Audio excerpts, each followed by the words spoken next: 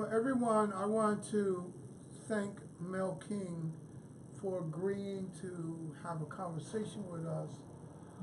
Mel King was the executive director of the Urban League of Boston from 1966 to 1971. Mel, thank you so much for agreeing to have this conversation with us.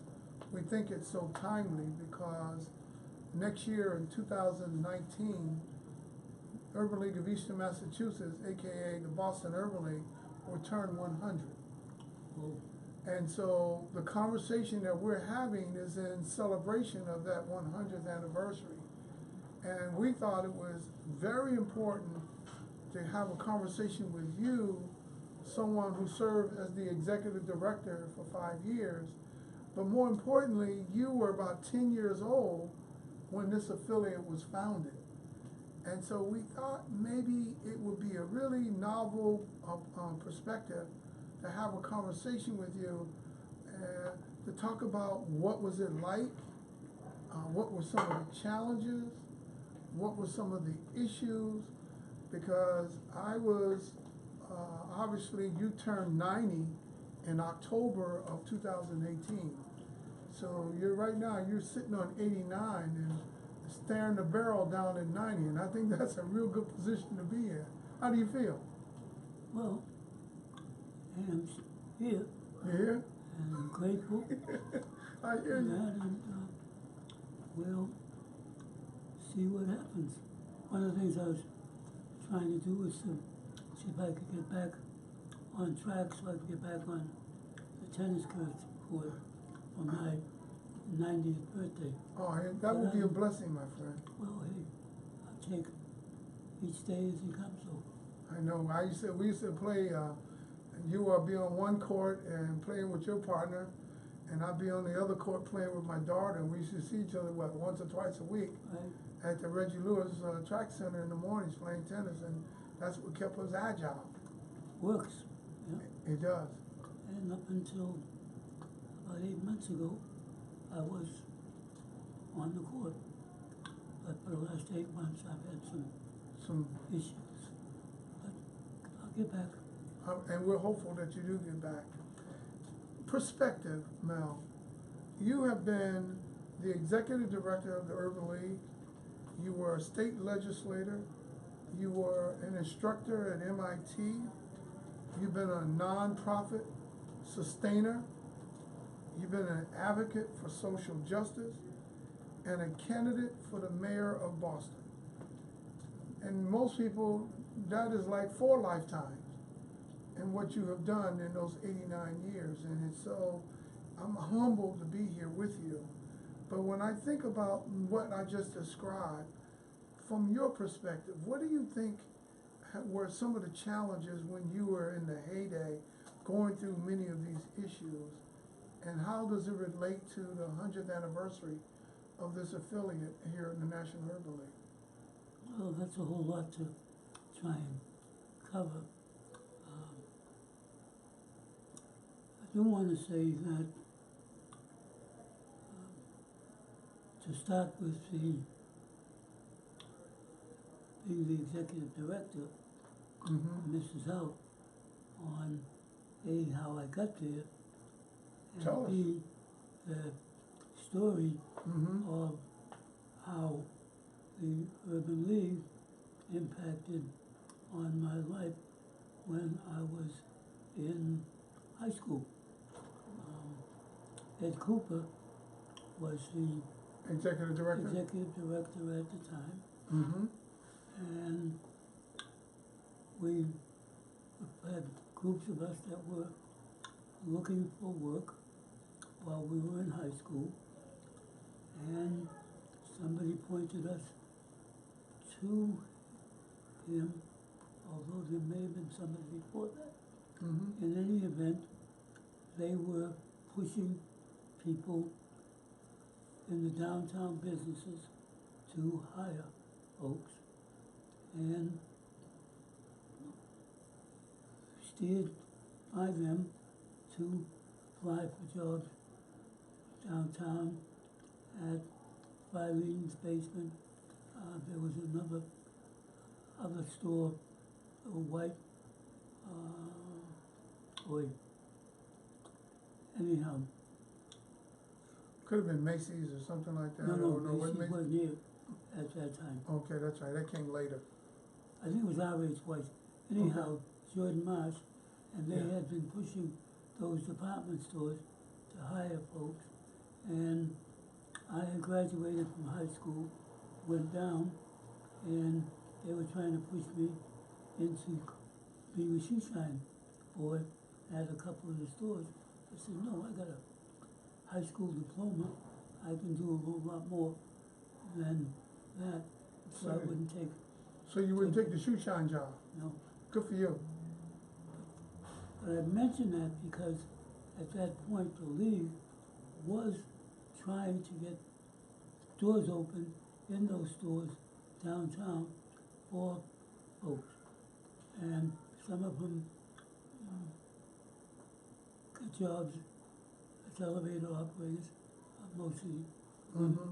because I know my cousins were the beneficiaries of that kind of leadership direction Mm-hmm. at that time. But I like mentioning that because ending up as the chair of the director after having those experiences was very important, and it gave me a head start on what the league could do and accomplish. So in other words, you're saying that because you had experienced it personally, you knew as the executive director how to move the levers to change the system to benefit our people, because you said impact. Well, I'm not sure I knew, but we worked and organized in a way Okay. that we were able to, and hired a group of folks who were very, very good as we organized, in realizing that if we were gonna make changes, that we had to organize in the community. And so from our perch right there at 100 Warren, because the first thing we did was to say, we can't operate from downtown. So we moved up near Dudley Station, because it meant that people would have good access, but we would be in the heart of the community So that was strategic. where, right? And it really made a big difference in terms of our exposure and where we could communicate with people from the community all over Boston. So, but having that prior knowledge, I keep coming to that, about how the Urban League was attempting to and did get people, when I was out of high school, kind of employment opportunities, etc. Mm-hmm, mm-hmm. You are describing what you did in high school, but obviously you were aware Matthew Bullock was our first president here in the Urban League in Boston. You were probably a little young kid though, but can you recall any memories of Well, I his couldn't work? say about him, but, and I did mention Ed Cooper, Mm-hmm. and there was another person who, I don't know, was just before Ed or after. In any event, the name Bullock was familiar, but I did not, at my age, have The comprehension. comprehend, that's a good word, Mm-hmm. about what kind of role he played specifically. Mm-hmm. And Mm-hmm. so, that's just a way of saying, I wasn't at that level at that point, Okay. but as we were getting older and beginning to understand, because it's also part of the civil rights movement, beginning in, well, across the country, mostly in the South, And so hearing about the Urban League and its national status was an important part of knowing that there was a reach beyond Boston. I think that's so important. You mentioned the civil rights movement. I believe in the late '60s, that was prior to Dr. King's assassination, but it was with James Brown saying, "Say it loud, I'm black and I'm proud," and Stokely Carmichael was championing the word of black power. I think that, and if I remember correctly, I think Gil Scott Heron and the Last Poets were heavy on the scene up in Harlem. Is that some of the things that you remember part of that period? Well, obviously, very, very much so. They were in motion, kept the communities in motion. There was a whole cross-section, if you include the Black Panthers, etc., that we became in tune and in touch with.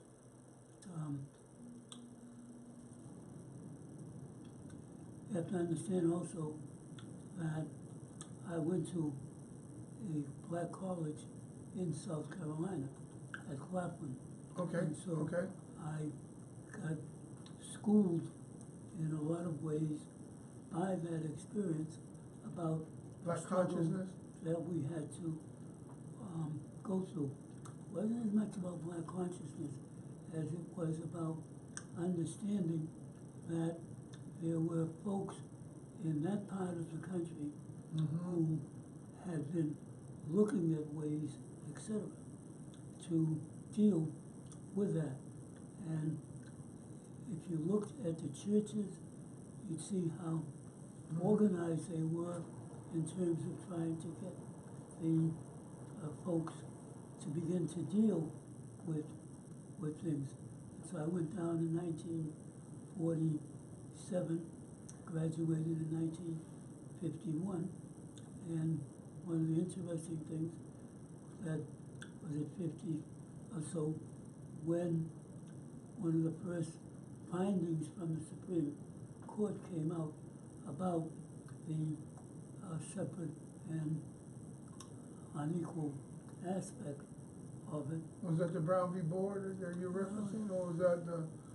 There was something that came out that really pushed the white state governments to understand that they had to do something. I think Plessy versus Ferguson was in 1896.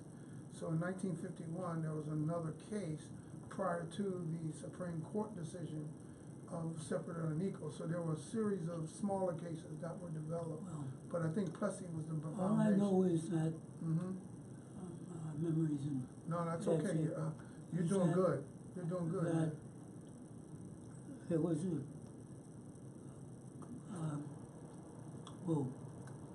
a thing for me being in the South and graduating and seeing one of the early decisions of the Supreme Court.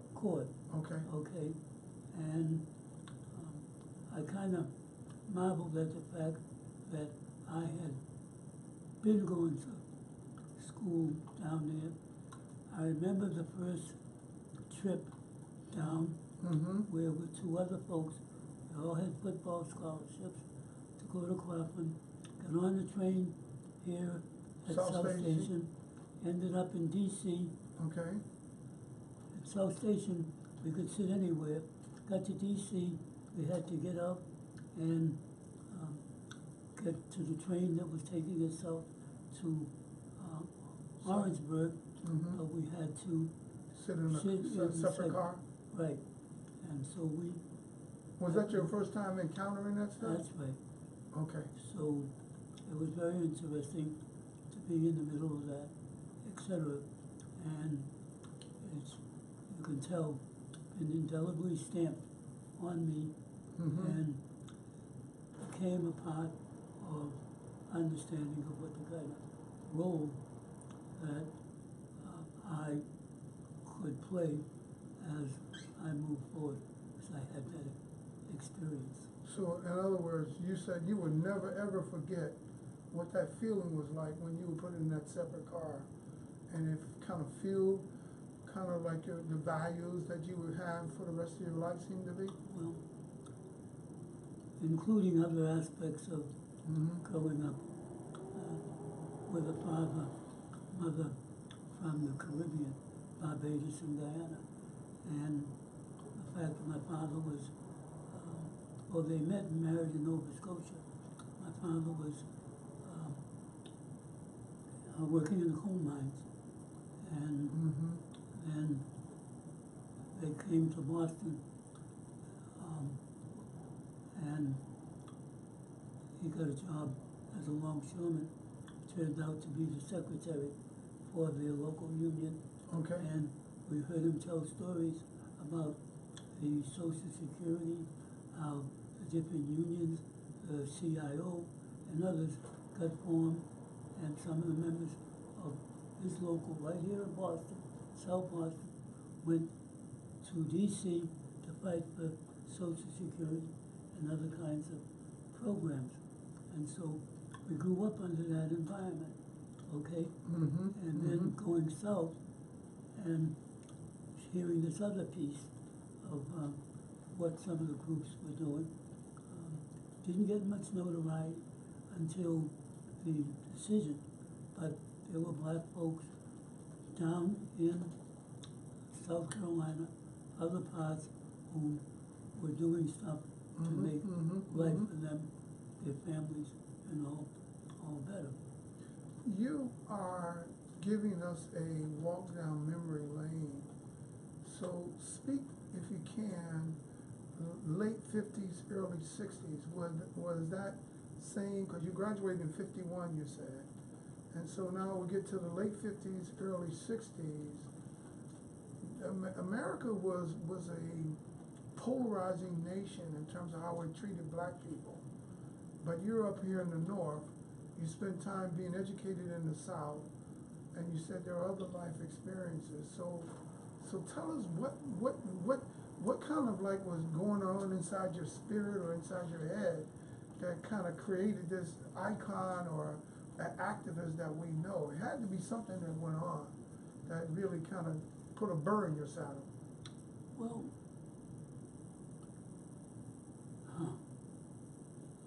There's a lot? it's quite a bit. I've written this book, Chain to Change. Yes, sir. I don't know if you've seen this. I have not seen it. All right. There's a second version. Okay. And in it there's a chronology, Yes, sir. which kind of shows kind of my life experiences Okay. throughout. And so one of the things that catalyzed the role that would play was in 1952 when the Urban Renewal Program came. And you're sitting in a building right now that tells a story about that process in which the Urban Renewal Program, they said that people who lived in slum areas, that the cities could get resources from the federal government to so that they could fix them up. And in many of the communities, particularly in Boston, which had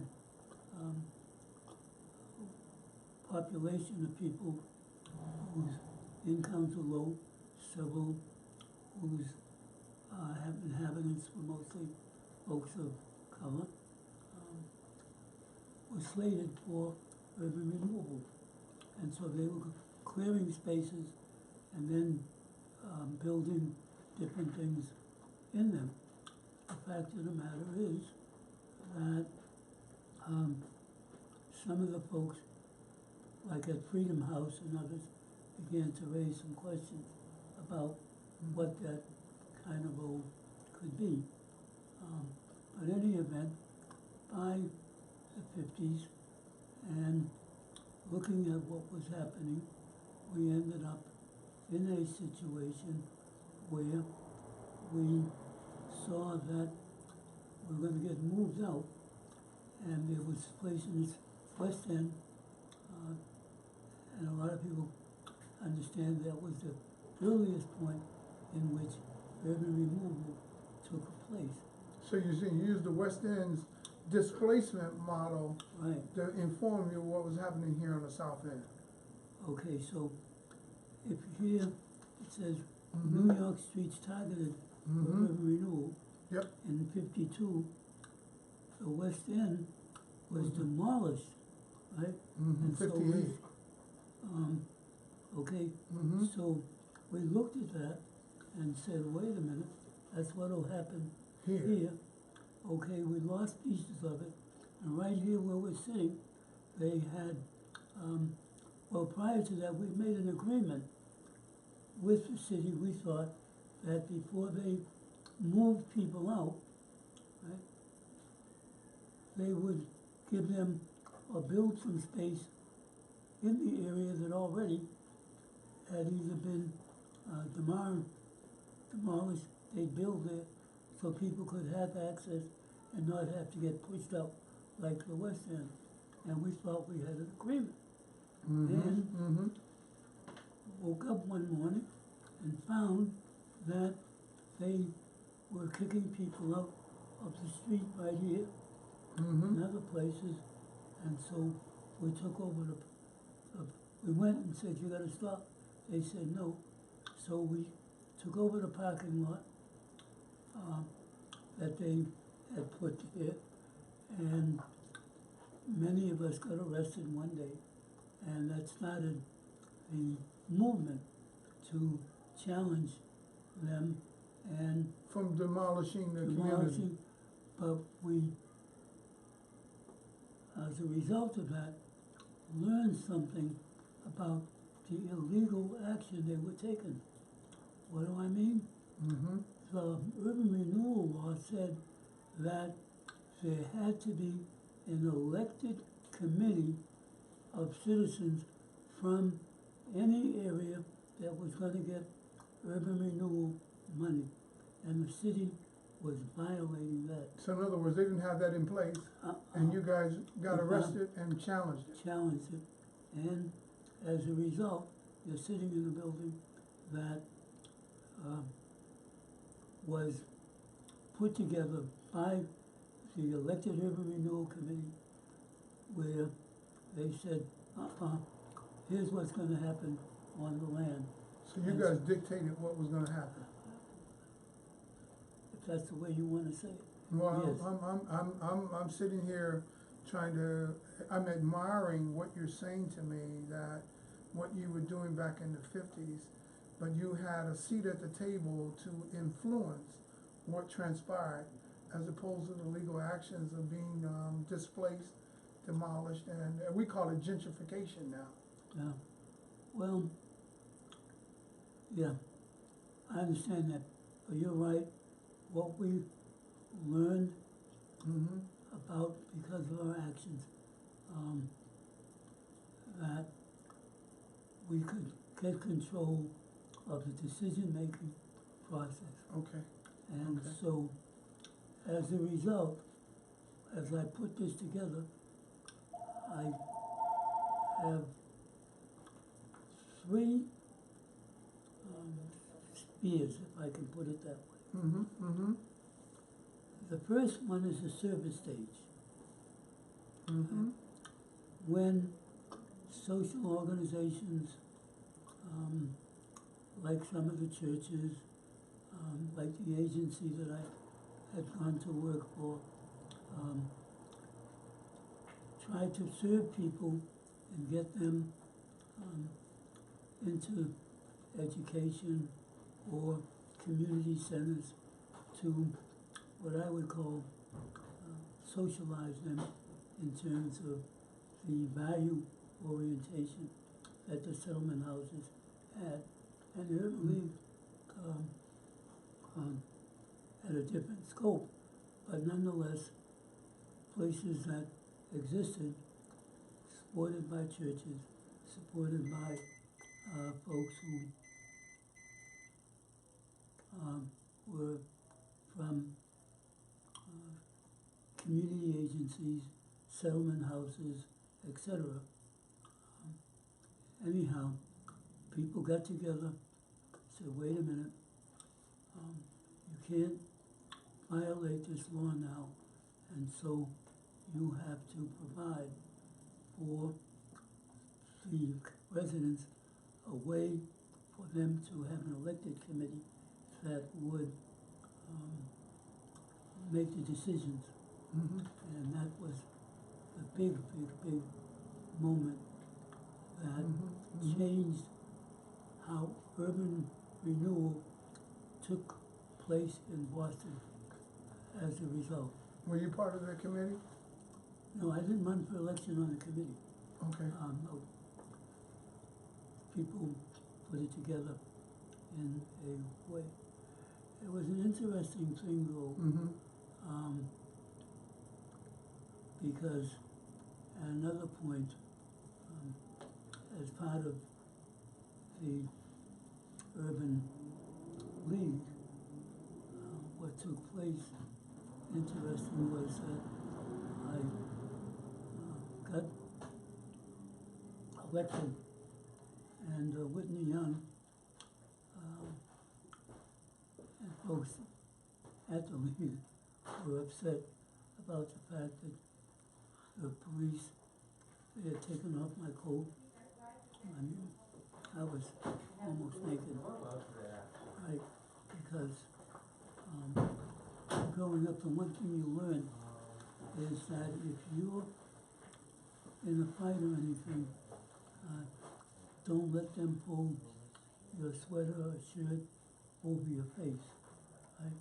Okay. And So you got taught that by the National Urban League? no, Okay. I got taught that in the streets. Okay. But because the photos that went around showed me without my shirt on, Okay. you know, it didn't sit too well at the Urban League. Okay. Having one of their directors Shirtless, being an advocate. and being put into a paddy wagon. Okay. Okay, so that's a piece of the story. And reason I cut this out because it does have a chronology. Okay, that's good to know. So I need to pick that book up, so I'll have that. You can take this with you. Okay. Thank you. Because I think if you look at it, you'll see stuff. For example, New Urban League, United Community Instruction Workers, we won hiring quotas. Right? Okay, there were black student strikes, and a lot of these things happened when we were running the Urban League. Okay, that's great to know. I mean, because as we put this 100-year anniversary together, that's why we thought it was so critically important to capture your voice and your attitude or impression.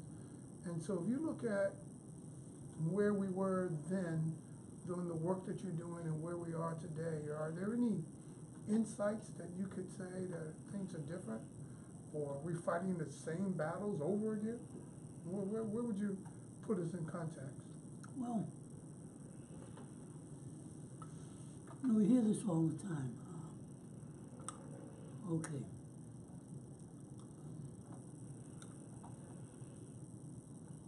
One thing that I'd like people to understand is that that what frames what we do is, for me, best portrayed in a book called The Right of Revolution by William Stringfellow. And we use that belief throughout our organizing efforts in the years here, right? The right of revolution. The right of revolution, well, that's what the country was founded on. Right? And that we adopted that, saying that we had the right to follow the thing, to alter and to change, right? And so we got to organize in a way that made that happen. We work with the construction workers who challenge the segregated approaches that the white unions were doing. And so we had different activities to challenge that. One of the Urban League's pieces was headed by a guy named Martin Gopin, who did work with us. We opened up a place in Dudley Square, Dudley Station, Washington Street, where we did some training and organizing. We had a group called United Communities Construction Workers, Leo Fletcher, etc. They met at the Urban League, etc. And we built up the capacity to do the organizing and change and challenge the construction workers. In terms of the union, and stuff that we're still doing today, Right. because they have been very, very slow to diversify their ranks and or to bring in new members that will leapfrog existing members, but their members don't look like the diversity of the city. We have to admit that we have made an impact and that there are folks of color who are in the unions and who have also established organizations where they have found a way to make sure that a percentage of the jobs go for folks of color and women. Okay, so I think it's important for people to understand the significance of the work that came from the League around the jobs in construction, pulling together folks like Leo Fletcher, United Community Construction Workers, etc. And so, as a result, we still have ongoing organizations that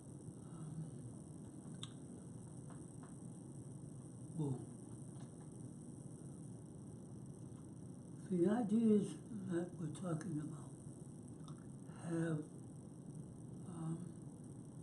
stages, and I've said this.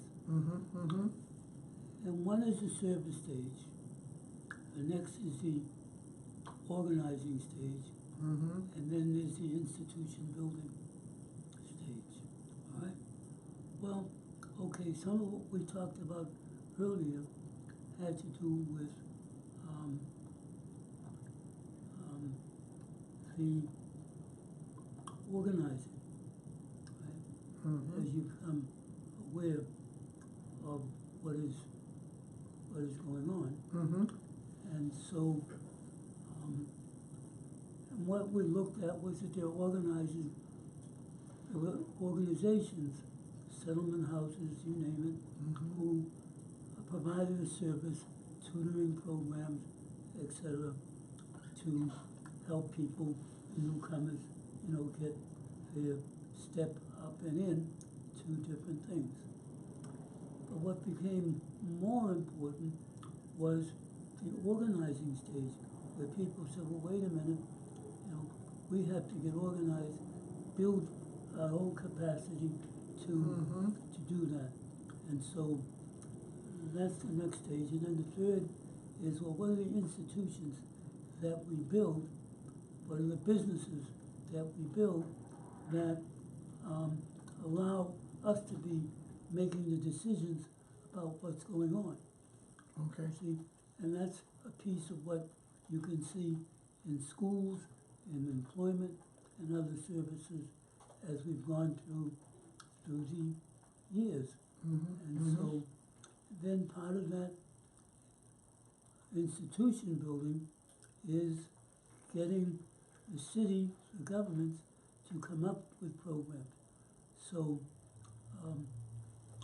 we had way back the Jobs Clearinghouse, where people came and got an idea, but jobs were opening up in different places in industry.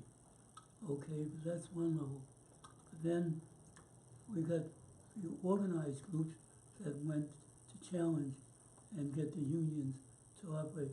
We also took on the federal government to make sure they were making the cities and towns and businesses that were getting federal money to open up and hire people to do that. Urban League played a big role in that kind of thing. And then the next step is, okay, why don't we have our own institutions, okay, our own organizations that can do the jobs, do the training, etc.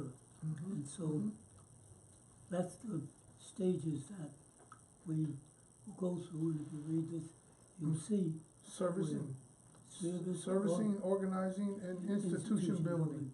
That's right. Thank you for sharing that, Mel. And so as we think about why it's so quite rare and unique that you're sharing your insights and your perspective, as we get ready to turn 100, and we got a political climate in this country that is challenging all the stuff that we've accomplished.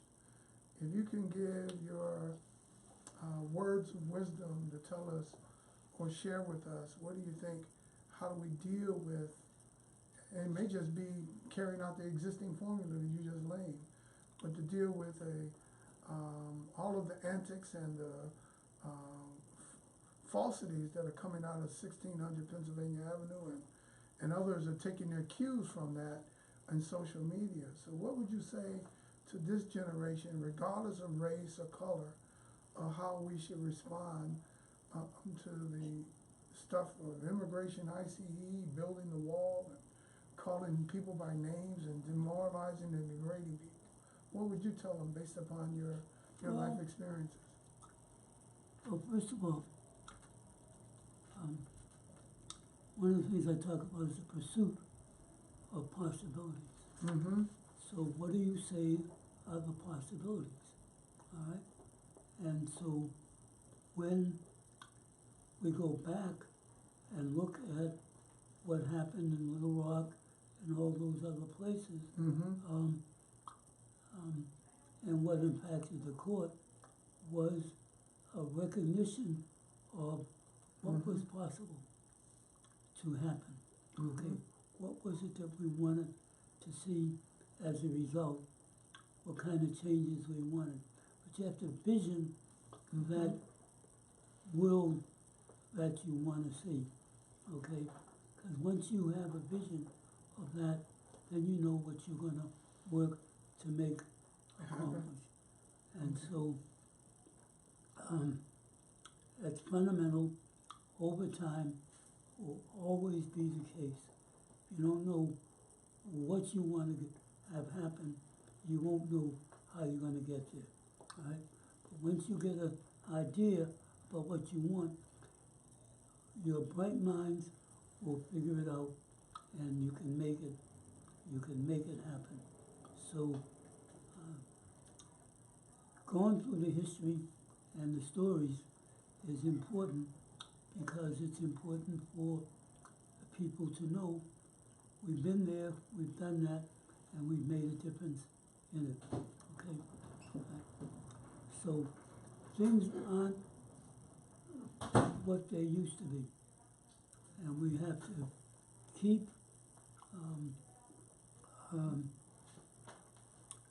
that in the forefront. Okay? They are not like they were 100 years ago or 50 years ago. Right? Now, the biggest issue that we really need to take on is the media. What's the message that the media puts out? Okay? So, what media do you have? What stories are put out there? What books are there that people can read and understand that we did win, that this country is not the same, okay? There's a thing that we're never going back to before, all right? Ain't that the truth?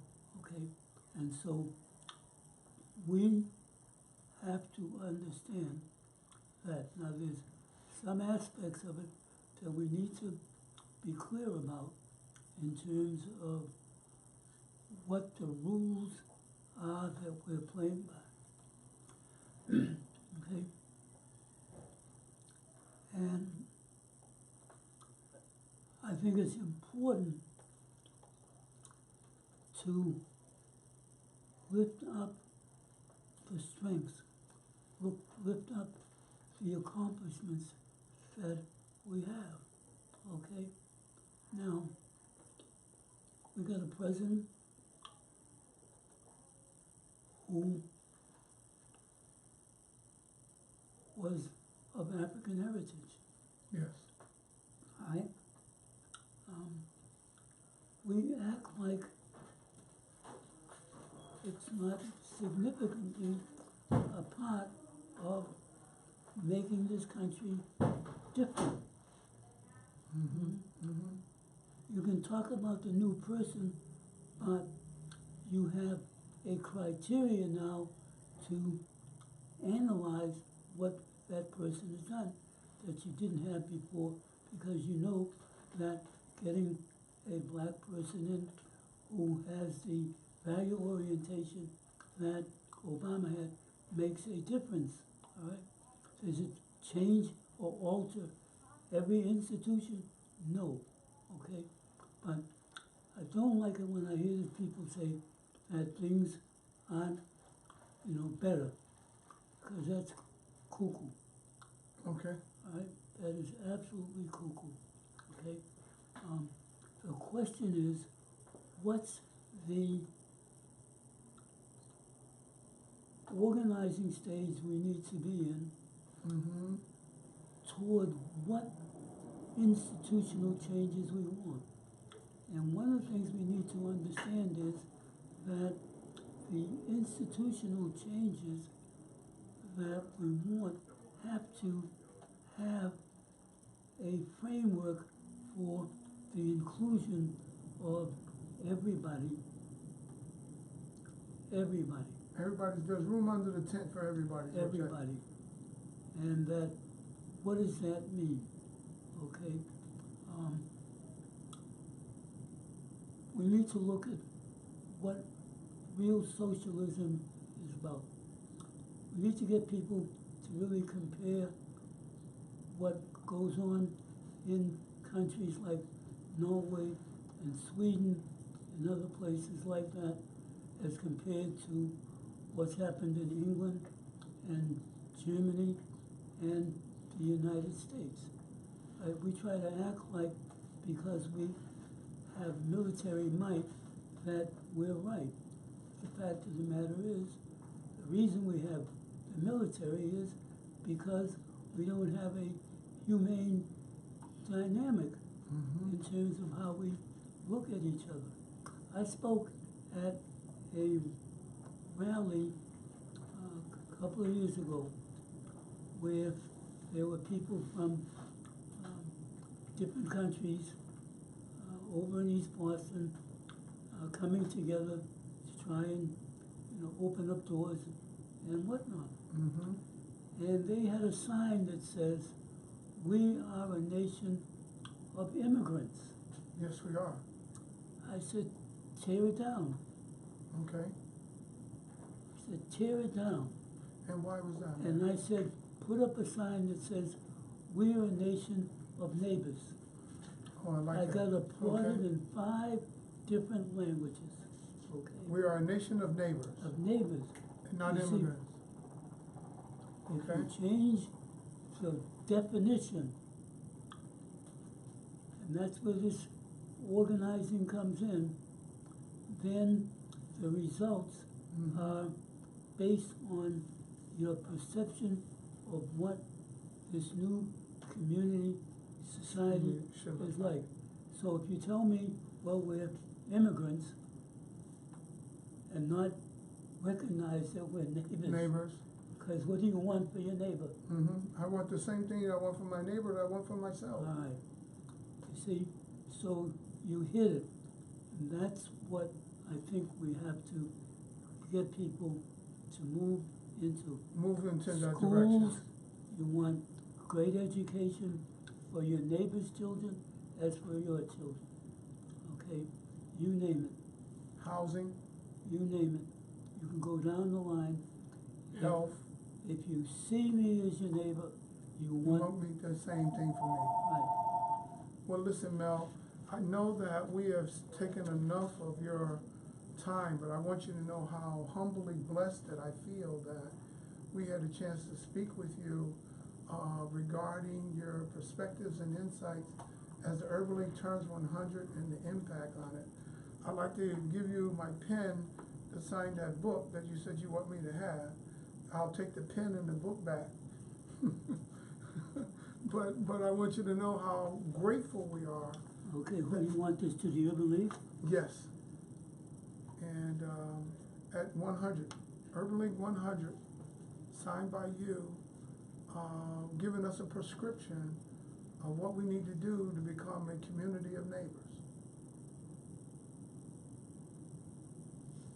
And I think you said it was the servicing phase, it's the organizing stage, and it's the institution building stage. Those are the three things that I walk away from this conversation that, like you said, when you rode that car in South Carolina, that was an indelible impression on your spirit and your mind, and it's been with you these 89 years. These three phases have probably been part of me, but now you've given me a framework to use it in a more thoughtful way as we celebrate 100 years of the impact of the Urban League here in Boston, the National Urban League nationally, and all of our colleagues and affiliates across the nation.